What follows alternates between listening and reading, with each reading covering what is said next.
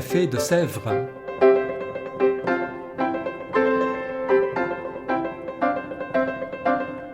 Au Café de Sèvres, on discute philosophie et théologie.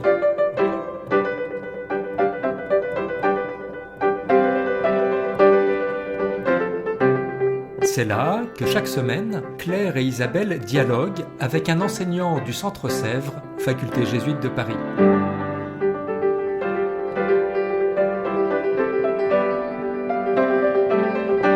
L'émission d'aujourd'hui est animée par Claire Chastel.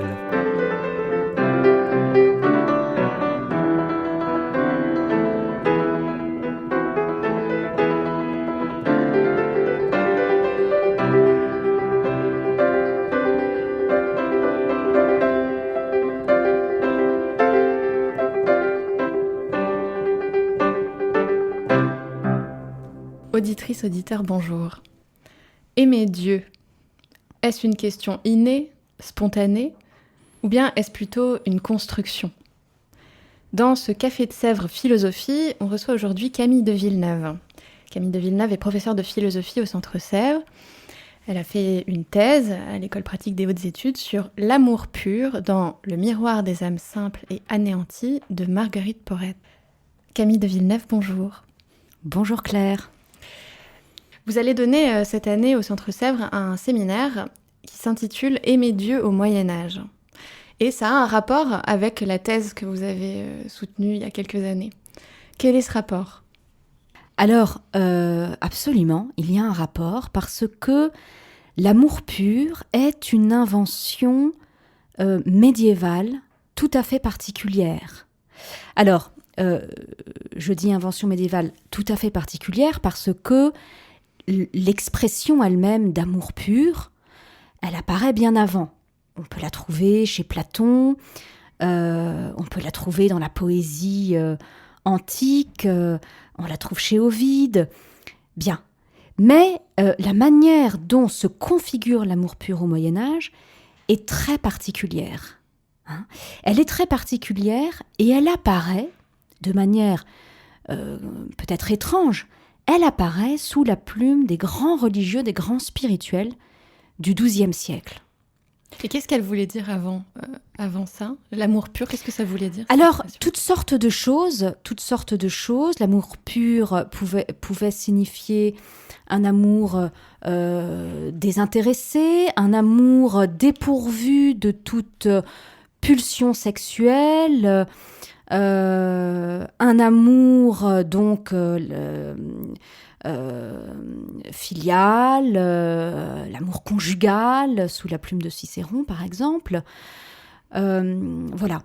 On retrouve ces différents sens dans l'amour pur médiéval, dirais-je.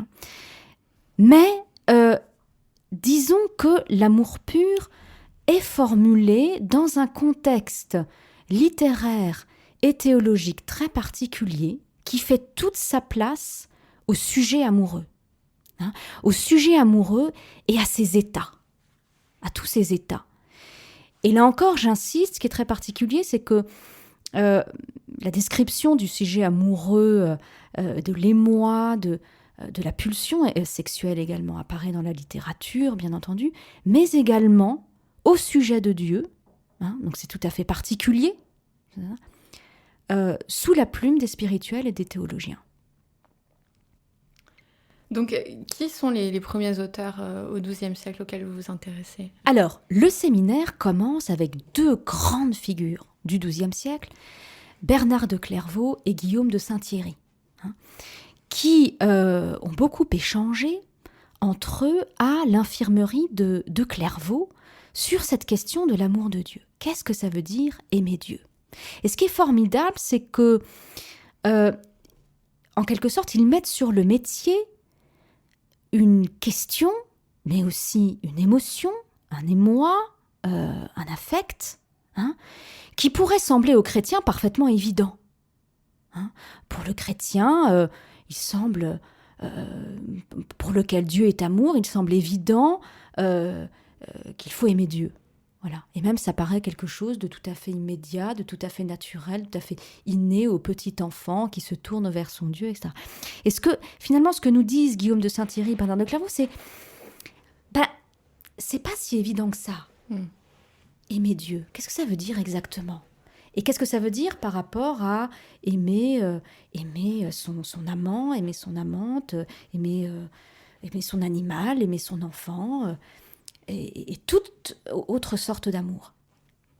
En fait, la grande singularité dans cette invention du sujet amoureux au Moyen-Âge, c'est que vont s'y rencontrer, vont se rencontrer, s'entremêler, parfois se percuter, la tradition littéraire, celle qu'on appelle un peu de manière rapide l'amour courtois, donc cette tradition littéraire de l'amour chevaleresque, qui naît dans les cours européennes, et la réflexion théologique.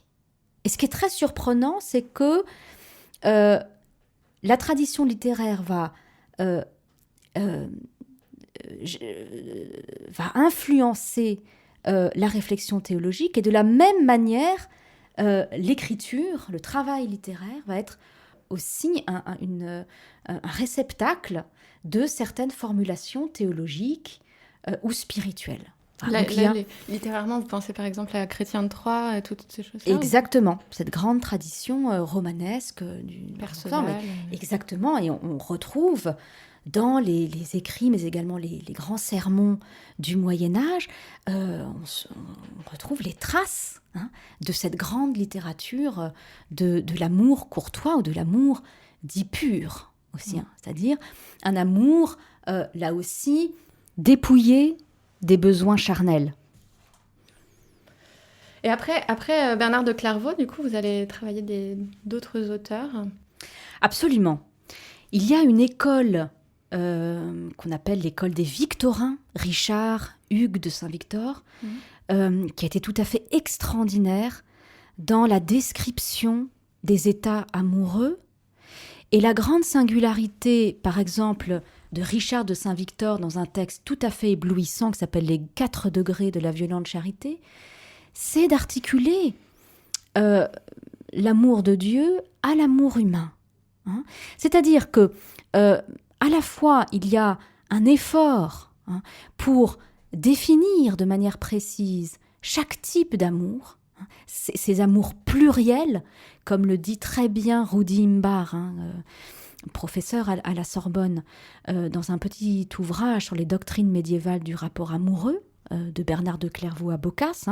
L'ouvrage s'appelle « Amour pluriel », et c'est tout à fait l'effort phénoménologique, en tout cas, dans cet effort de description qui est propre aux médiévaux, et en même temps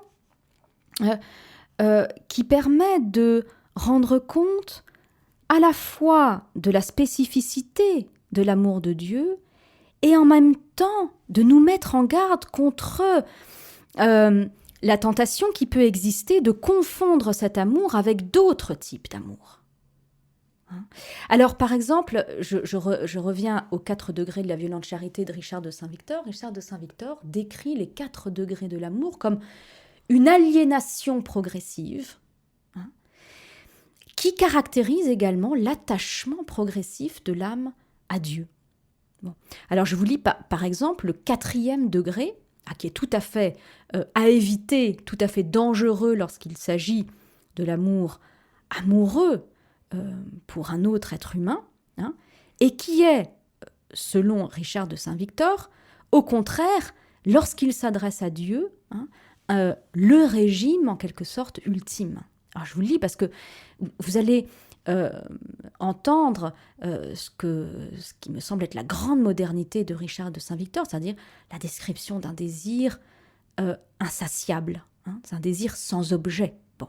On est au 4e degré de violence de la charité, écrit-il, quand absolument rien ne peut plus satisfaire le désir de l'âme. Ce degré, une fois qu'il a dépassé les limites des possibilités humaines, ne connaît plus, comme les autres, de bornes à ses accroissements et trouve toujours un nouvel objet de convoitise. Quoi qu'il fasse, quoi qu'on lui fasse, le désir de l'âme enflammée n'est jamais rassasié. Elle a soif, elle boit, mais boire n'éteint pas sa soif, plus elle boit, plus elle est altérée. La soif et la faim de cette âme avide et insatiable ne sont pas apaisées, mais irritées quand elle jouit à fond et à sa guise de ce qu'elle désire. Voilà. Ouais, c'est magnifique. Et en quoi c'est impossible, enfin en tout cas ça n'est pas recommandé d'être un amour humain. Alors, je précise là, ce n'est en rien un traité de morale, bien entendu, hein, mais c'est une description parfaitement, alors non morale, hein, mais disons réaliste, de ce que l'amour peut nous faire. Voilà. De ce que ça peut faire d'aimer. Et ça n'a rien, comme vous l'avez bien vu, ça n'a rien d'onctueux, ça n'a rien de délicat, cette description. Hein. L'amour qui est décrit n'est pas l'amour lénifiant qui peut être parfois associé au christianisme. Hein. Au contraire, c'est un amour qui est d'abord aliénant.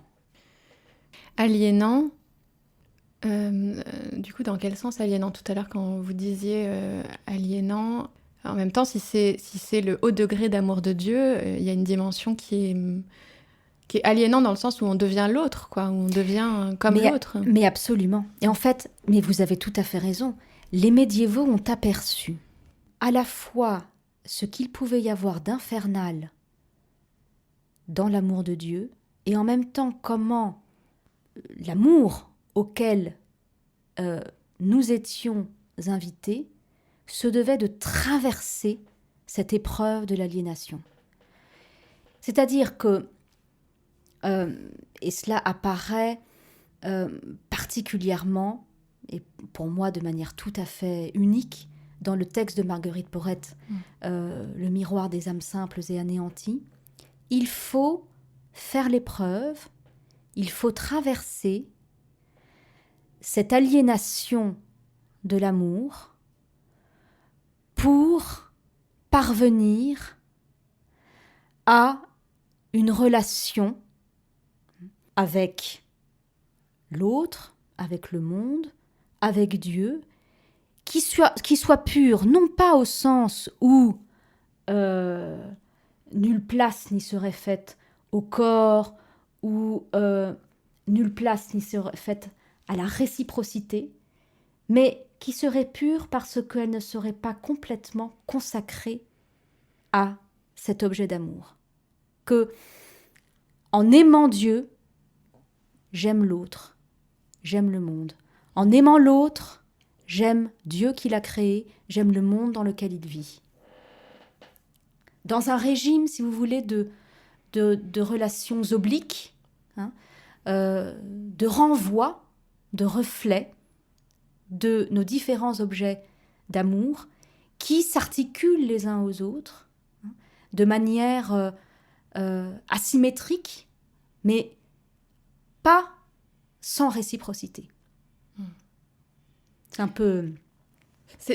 Là, on entrevoit un peu l'endroit. Pourquoi c'est un sujet philosophique pour vous? Pourquoi ça a été votre thèse de philosophie? Pourquoi c'est un cours et un séminaire de philosophie que vous donnez, et non pas de théologie ni de littérature? C'est cette question de l'articulation, enfin de la manière dont l'amour circule, quelque chose comme ça, entre ce qu'on appelle Dieu, qui est quand même un grand mystère, et les autres, et vous le décririez comment? C'est tout à fait ça.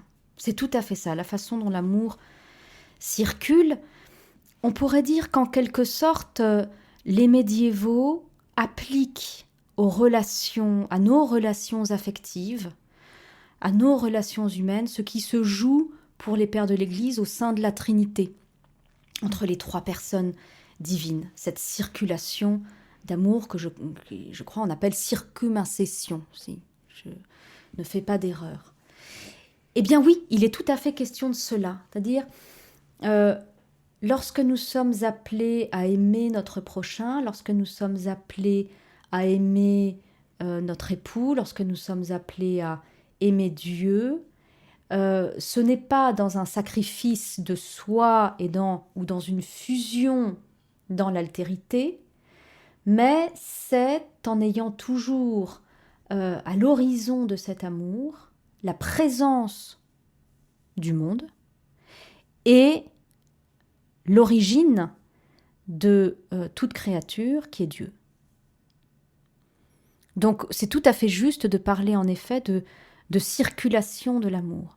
Et en fait, ce qui se passe au XVIIe siècle, lorsque cette figure de l'amour pur va en quelque sorte être particulièrement mise en relief, et saillir à nouveau dans le discours théologique et dans le discours spirituel, ce qui se passe, c'est que cet amour pur va prendre un tout autre sens, qui n'est plus du tout celui justement de la circulation amoureuse, de la dévotion à l'objet, mais qui au contraire va prendre la forme au XVIIe siècle du sacrifice du sujet dans l'exaltation du seul objet, voilà, qui est Dieu. L'amour pur devient une figure tragique, sacrificielle. Le moi aimant doit être capable de s'anéantir face à cet objet transcendant qu'est Dieu. Donc on est dans un registre qui est tout à fait différent de celui que le Moyen-Âge essaye de déployer, d'exposer. Et quel écho on peut faire, c'est une question un peu naïve, mais comment étudier l'amour de Dieu au Moyen-Âge peut travailler une pensée contemporaine? Alors, c'est une question très intéressante. Je crois que la réflexion sur le désintéressement, sur l'asymétrie dans les relations que nous entretenons avec les autres, mais aussi avec la Terre, avec la planète, avec le monde, tout ça, ce sont des questions qui habitent profondément la philosophie politique. Est-ce qu'on peut tout réduire à un rapport contractuel ? Un rapport d'échange réciproque fondé sur un contrat initial. Mais en fait, on se rend compte que non. On se rend compte qu'il y a énormément de choses qui échappent au contrat, et fort heureusement, et qui nous engagent tout autrement. Bien entendu, il est absolument indispensable d'avoir recours à cette forme du contrat pour tout type de situation. Mais il y a des lieux qui ne sont pas ceux du contrat, et l'amour en fait partie. Donc, les médiévaux peuvent nous paraître très lointains et tout à fait démodés, sont en mesure, parce que justement, ils ont essayé de réfléchir à cette question-là, du désintéressement, de la gratuité, en mettant le doigt sur tous les dangers possibles également de cette gratuité, de ce désintéressement, qui peut aller à l'indifférence. Bon, ils ont réfléchi à cela. Quels sont les dangers ? Comment on peut les traverser ? Et comment on peut en comprendre, comment entendre cette exigence dans les relations humaines, cette exigence du non contractuel. Voilà en quoi je pense que ça peut féconder aussi la réflexion contemporaine. Merci infiniment, Kevin de Villeneuve, d'être venu nous voir encore dans Café de Sèvres. Donc, ce séminaire aura lieu du 9 février au 25 mai prochain, le mercredi matin, et va être passionnant. Bonne fin de semaine, et puis à bientôt. Merci beaucoup, Claire.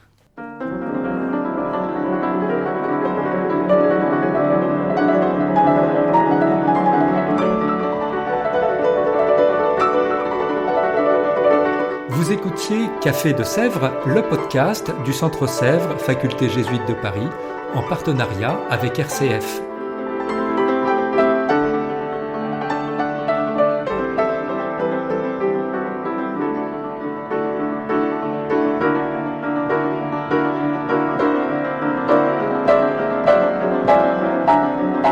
Pour ne rater aucun épisode, abonnez-vous sur votre application préférée.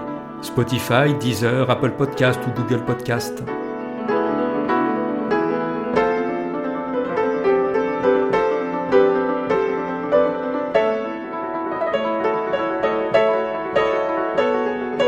Et sur notre site internet www.centresèvres.com, Découvrez l'ensemble de nos cours et conférences en philosophie et théologie.